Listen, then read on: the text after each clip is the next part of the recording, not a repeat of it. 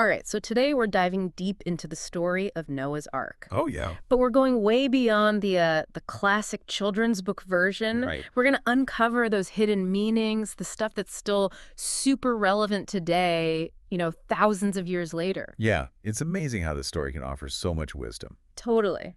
And to help us unpack all of those incredible insights, we have our expert with us. Thanks for having me. Of course, of course.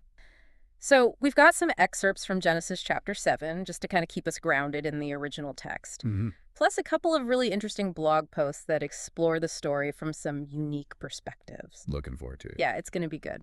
But before we get into all those like deeper lessons, let's set the scene right. I mean, Genesis paints a pretty vivid picture of this flood. Oh, it does. Absolutely. Kids tense. Genesis 7.11 actually says, the rain fell upon the earth 30 days and 40 nights. But it doesn't stop there. It goes on to describe all the fountains of the great deep burst forth, and the floodgates of the heavens were opened. Wow. So that's...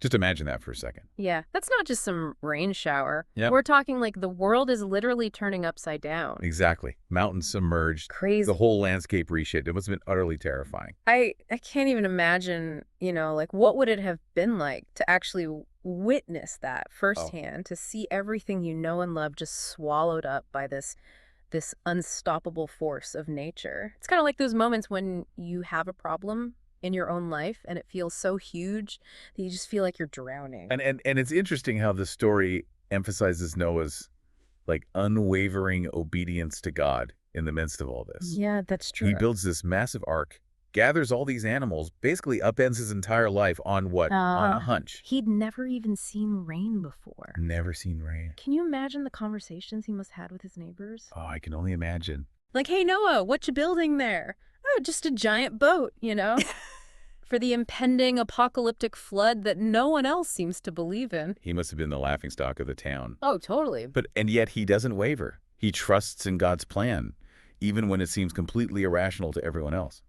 It makes you wonder what that kind of trust looks like in our own lives today, right? I mean, we're not building arcs, but we all face those moments where we have to make a leap of faith, to follow that inner voice even when everyone around us is telling us we're crazy.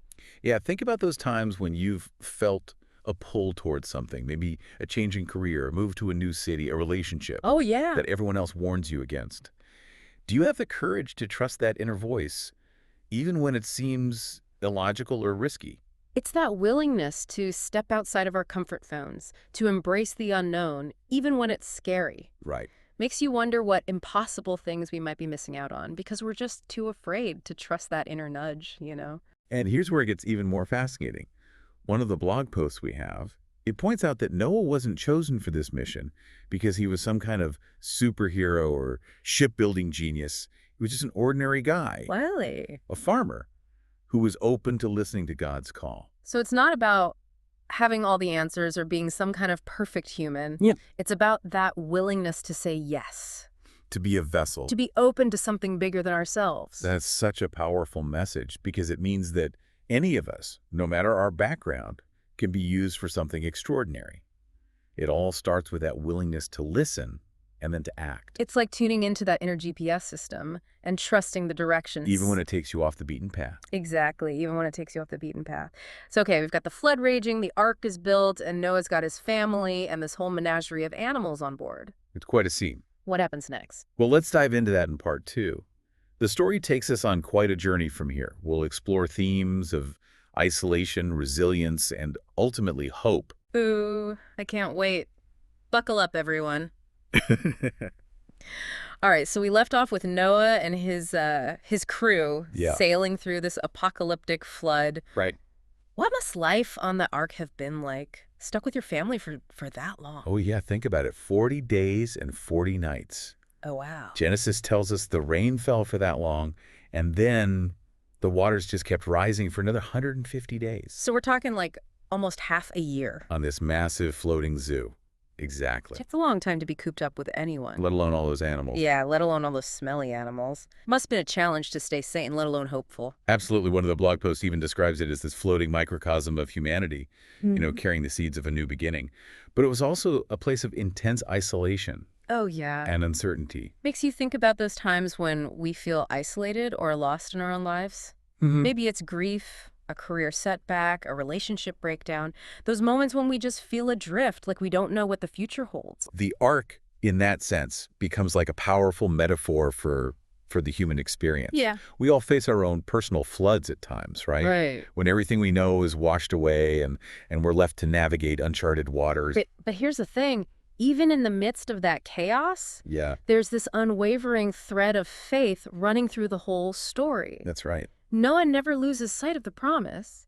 He believes there's a purpose to this, that there's light at the end of the tunnel. And that's where the rainbow comes in. Yeah. It's not just a pretty visual, it's a symbol of God's covenant with Noah, Oh, right. a promise that he will never again destroy the earth by flood. It's like a reminder that even after those dark storms, Hmm. there's always a possibility of renewal, of a fresh start. It's never too late to rebuild, to find hope, to reconnect with that sense of purpose. And speaking of rebuilding, the story doesn't end when the floodwaters recede. The ark comes to rest on Mount Ararat, Right. and Noah and his family, they have to start picking up the pieces. Yeah, imagine the scale of that task. It's like starting over with a blank canvas. But it's also this incredible opportunity to do things differently, To learn from the past. Yeah, to learn from the mistakes of the past. And build a better future. Exactly. That's where it gets really relevant to us today, I think. We live in a time of rapid change, social and environmental upheaval. Lots of the old systems are crumbling around us. It's true. We're kind of all being called to be Noahs in our own right. I like that. To have the courage to let go of what's no longer working, to embrace the unknown, Mm-hmm. and trust in our ability to create something new and beautiful out of the chaos. And to remember that we don't have to do it alone. Oh, that's a good point. Just like Noah had his family, we have our communities, our loved ones, our support system. Right, we're stronger together. Exactly. When we work together, we can overcome anything. But what about when we feel like giving up, Oh, yeah. When it just feels too overwhelming? How do we find that inner strength to keep going? Well, that's where faith comes in. Not necessarily faith in a specific deity, but faith in something bigger than ourselves. Right. Faith in the inherent goodness of humanity, faith in the possibility of a better tomorrow, that spark of hope. That keeps us going. Exactly, when everything else feels like it's falling apart. It's so powerful. There's another fascinating layer to this story that we haven't even touched on yet. Oh, I'm all ears. It has to do with the selection process. Okay. Why Noah? Why not someone else? What made him the right person for this monumental task? Ooh, that is a great question. And it leads us perfectly into the final part of our deep dive, It does. where we're going to unpack some even more profound insights from this ancient tale. I can't wait. Okay, so we left off with this big question. Why Noah?